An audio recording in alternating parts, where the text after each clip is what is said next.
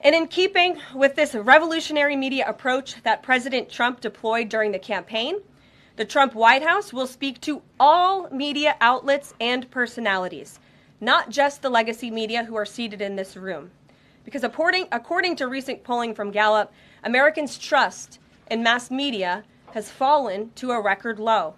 Millions of Americans, especially young people, have turned from traditional television outlets and newspapers to consume their news from podcasts, blogs, social media, and other independent outlets. It's essential to our team that we share President Trump's message everywhere and adapt this White House to the new media landscape in 2025. To do this, I am excited to announce the following changes will be made to this historic James S. Brady briefing room, where Mr. Brady's legacy will endure. This White House believes strongly in the First Amendment, so it's why our team will work diligently to restore the press passes of the 440 journalists whose passes were wrongly revoked by the previous administration.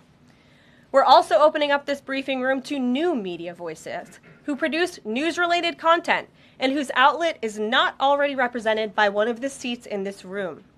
We welcome independent journalists, podcasters, social media influencers, and content creators to apply for credentials to cover this White House.